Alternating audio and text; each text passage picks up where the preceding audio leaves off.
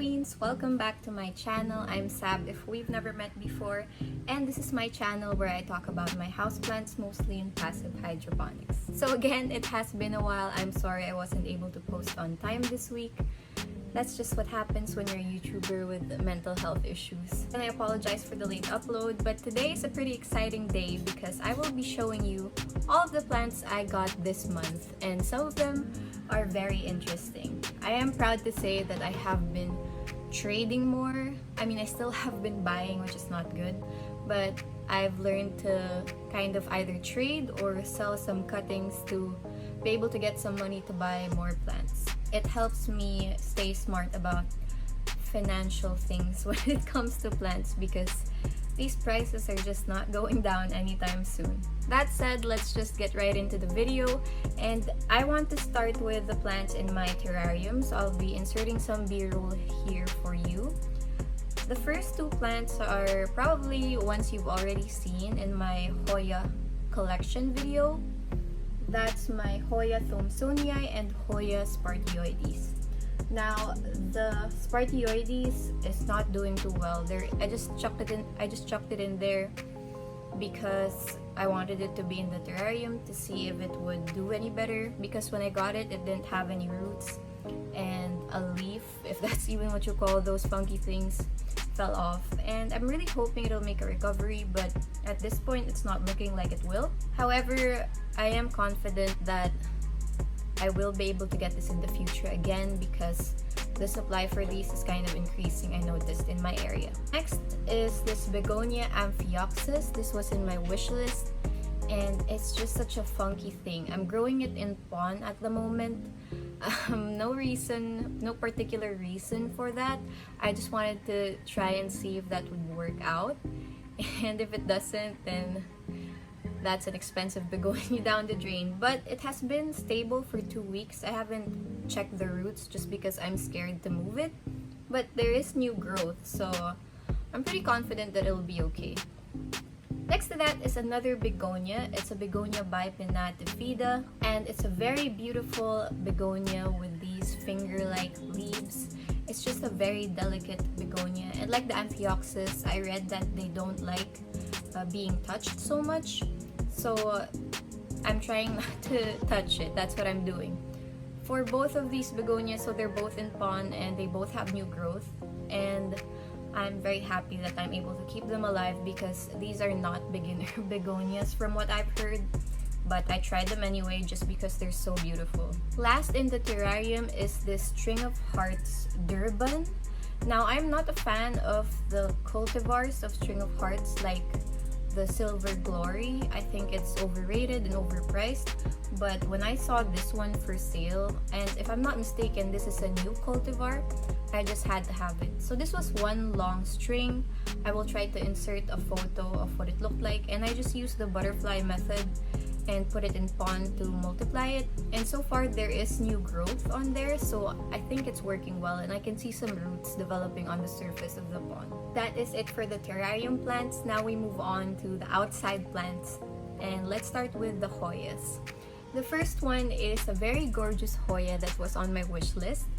I'm glad to say that I have been sticking to mostly wish list purchases or trades because I do want a more curated plant collection, and that's why I've been letting go of some plants recently as well. But we're getting off topic. I want to show you this gorgeous plant. So this is my Hoya Australis Lisa, and she is a very beautiful Hoya. I know this is pretty easy to get your hands on in some parts of the world, but here it has just started picking up popularity and sellers have been importing it. So I'm glad and fortunate to have been able to get my hands on it. I'm a bit worried because the leaves are a bit soft, although it has been in leca for a while and I see some roots, so I think it's okay. But some of the leaves are a bit soft and I'm not sure why. The bottom leaves are stiffer though, so maybe it's just the newer leaves that are doing that. But anyway, there is new growth on the top there, so I'm not too worried. And yeah, I just think it's a very gorgeous plant with the variegation. I'm giving this very bright direct light I think 6 hours of the day it has bright direct light, and it seems to be liking that. Next for the Hoyas is a Hoya Macrophylla Pot of Gold. This was on my wish list, very high up on my wish list, and my friend Josh was kind enough to trade a cutting of my Lisa for the pot of gold. I won't be carrying it with me because it's in ICU mode at the moment because it is just a cutting. I will insert a photo of what it looks like, and it's just a really beautiful plant. I love this so much. I prefer it to the Macrophylla albo marginata, the one with the variegation on the outside. I just think this one is so much more beautiful. Inside variegation on Hoyas is just superior in my opinion. And I hope this roots up properly. It is in a Ziploc right now in Leca, and I'm pretty sure it'll be okay. Next is a plant I actually had before but sold because it wasn't doing anything, and then I missed it so much, so I bought another one and I split it with a friend.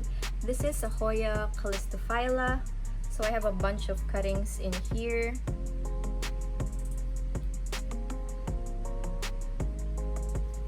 So you can see, I'm sure anyone who loves Hoyas is familiar with this. Very prominent veining on the leaves. And it's just a very beautiful Hoya. I think of all the super veiny Hoyas like the Ganungading, I think, and the Finlaysonii, the Callistophylla is the one that I like the most. So this hasn't rooted up just yet because I did just get it last week. But I'm pretty sure it'll be fine because it's getting a lot of light, and I'm keeping the water level just below the stems so that they don't rot. That's it for the Hoya part. Now we move on to the philodendrons, and I will start with this Philodendron 69686. Is that right? I'll put the name up on the screen. And this doesn't look like much, I know. I got this from a friend. And this is obviously the juvenile form. But I actually got this, it was a mid-cut and it had a really large leaf. And I just chopped this top part off for myself and sold the other half. I will insert a photo of what that looked like so you have an idea of what this looks like in its mature form. But just a side note, that is what I've been doing to kind of save money. Every time I buy or trade a plant that's pretty large, I will just take a cutting for myself to convert that into leca, because I like converting into leca from cuttings as well. It's much easier. And then just sell or trade the other half of the plant. I did that for the Begonia by Feda and the Amphioxus as well. But anyway, off topic again. This is the 69686 and it already has new growth there. Can you see that? And it's already rooted up. It has been in this thing for maybe 2 weeks. So it's going to be okay. Oh, crap. I forgot the next one. Let me just go get it quickly. Okay, this next one is also a wishlist plant. It's a Philodendron Tortum. I got this in a trade. I think I traded a cutting of my Florida Ghost for it. And I've been wanting this for so long because of how beautiful that leaf shape is. And I know when the new leaf emerges, it's really, really pretty. It hasn't done anything though, and I'm a bit worried about this part because I am not sure if that is active growth or if it was a leaf that tried to emerge and then failed.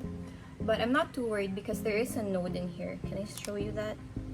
Yeah, you can see where those roots are coming out of. That is another node right there. So if ever, it can just activate another growth point and hopefully grow a new leaf for me. I have to add some leca here because the roots are going a little bit crazy. But yes, this is the Philodendron Tortum. I'm giving it bright indirect light. It sits on my windowsill in the restroom. Next is another plant I got in a trade. I told you guys I'm getting better at trading and not buying as much as I can at least. This plant doesn't look like much right now because I think it was severely sunburned from where it came from. And I had to cut off the other leaves actually. Let me just show you. It's sitting here with my lime fiddle. This is a Philodendron Bobbie. So I really love interesting leaf shapes on plants, and that's why I accepted this in the trade along with another plant I will show you later. It's a top cut, so this one's getting ready to come out already. And it's quite well rooted already, so I'm not too worried about it. I might transfer it into leca soon. This is sitting in water just because I'm too lazy to pot it up. I think I will insert a photo of what the mature form of this looks like, so you have an idea of what will grow into. I'm not quite sure if I want to keep this plant, but I think I'll give it a chance just because I really like what it looks like for the mature version. But for now, it's just sitting here. I don't see it much anyway because it's kind of tucked away by the windowsill. Up next is another wishlist plant that again I got in a trade. It's a Philodendron Campus tuanum, don't know how to say that. And right now, to be honest, it looks like a tiny mycans because it is the juvenile form. And this leaf up here is having trouble unfurling. And actually, there's already a new leaf, if you can see that coming out. Even though that leaf hasn't unfurled yet, so I'm not sure what's going on. But if there's a new leaf, then it's probably fine. Plus, the roots look good in leca. I got this as a cutting, and you can already see some of the characteristics of the mature Campus tuanum on the top, like the little lobes there. We'll insert a photo of what the mature one looks like. But this is just so beautiful. It's like a mycans in the way that it's velvety, but its color is different. Like there's a sheen to it that's kind of golden. Actually, the mycans has that too, so I don't know what I'm saying. I just like this plant. I can't wait for it to get those cute little lobes. But right now, it's just sitting in my IKEA greenhouse. Next is a plant that I also got very recently and was on maybe the top 3 of my wish list, so I'm very excited to have it. I will insert some b-roll because it is tied up to the wall next to it at the moment, so it will stand up. I'll just show you what I mean. So this is my Philodendron Paraiso Verde. Yes, I finally have one, and she is beautiful. I think this is the most beautiful plant I've ever seen. But again, I say that about every new plant I get. I got this in a trade, and it's just stunning. It's bending down, which is why I've tied it up like that, so that it can train itself to kind of stand up. It is a top cut with some aerial roots that were air layered by the owner, and I'm just so happy to finally have this plant. As you can see, I'm giving it very bright direct light. It gets the bright light in the afternoon. I have southwest facing windows, so that is why it gets pretty intense here in the afternoons. But I'm very excited to have it growing in my collection, and I'm thinking about even attaching it to the wall. If you watched my last video, the one about pond, you'll know that I'm trying to let my plants attach to my white wall there. But we'll see in the future. Next is another wishlist plant. I think you're seeing a trend here. I keep getting more and more of my wishlist plants because I'm delegating my budget for plants exclusively towards wishlist plants. Also because I'm running out of space, so this is a Philodendron Mania, and she is just the most adorable thing. I'm trying to show you without the sun blocking it. There you go. And it has recently unfurled this beautiful leaf. This tiny baby leaf. Isn't that the cutest little thing? Now this did have me a little bit worried because when I checked the roots, it's not as thick as, you know, typical philodendrons. I'm not sure if that's just a Mania thing or if this particular plant just has weak roots. But let me know, if you have a Mania, did you notice that their roots are a bit thinner than the usual philodendron roots? Or does this guy just need to step it up in the root department? Either way, I really love this plant. I've been wanting this for so long. I had one before, but I killed it because it did not have any roots from the seller. So I'm happy to have this again. It was pricey, I'm not gonna lie. I didn't trade for this, I bought it from a friend. I think it's totally worth it. Next is another plant that I got in a trade. This is from that same trade that I got the Bobbie from. And it's an Ethereum Radicands hybrid. So look at that. I love its corrugated leaves. And it has new growth coming out already. So I'm very happy about that. That means it adjusted to leca just fine. I'm not sure what hybrid it is. Usually it's a Dresslerii or Luxurians, either Radicans crossed with a Dresslerii or a Radicans crossed with a luxurians. If you know what hybrid this is, this particular one, do leave it down in the comments below, because I recall reading somewhere that there is a way to tell. I'm just not too familiar with it. I would rather have the luxurians over this, obviously, because it is in my wish list, but it's ridiculously expensive, like Warocquianum level expensive. So for now, we're gonna settle for this one. Maybe someday in the future, I will be able to get the luxuriance one. Next is a plant that was also on my wish list, but is definitely more attainable than the others. So I just went ahead and bought it when I went to a garden center. And that is this very adorable, I don't know how to show this to you without getting my laptop wet, but here, I'll do my best. This is the very adorable Disgaea Numeriaverigata, also known as the Disgaea buttons. And it's just so cute. I don't know what to tell you. The new growth on there, if you can see those little bits of new growth, is just the most adorable thing.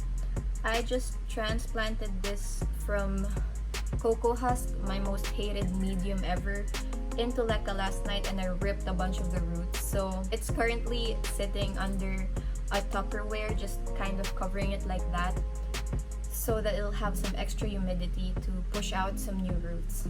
But I can't wait for this to trail more, like this little guy is doing already, and kind of just trail down from the pot. And yeah, it's really, really adorable. I love this plant. The last plant on my list is this adorable little guy. It's my Euphorbia Latte white ghost, and this was also on my wish list.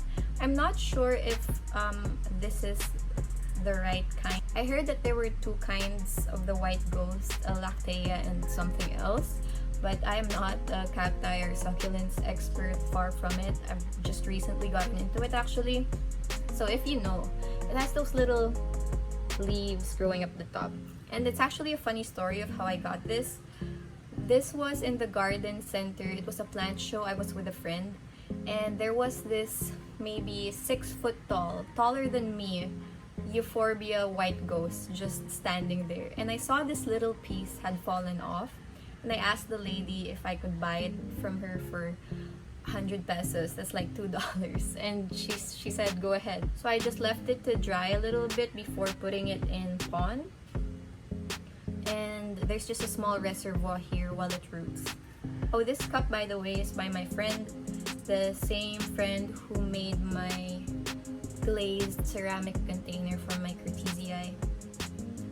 And yeah, I just love it. It's so adorable. I love the little variegated bits, and I think it's so cute. I can't wait till it does the white ghost thing where it shoots out little arms and looks like a tree, a tiny tree. But yeah, super cute. My Euphorbia Lactea white ghost.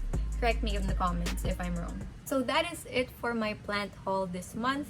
I hope you enjoyed seeing those plants, and if you liked any of them, definitely add them to your wish list. Thank you so much for watching and for supporting my channel. If you like this video, don't forget to hit like and subscribe, and leave a comment down below, because it really does help my channel out. I will put another video up here for you to watch, and I'll see you in the next one. Bye!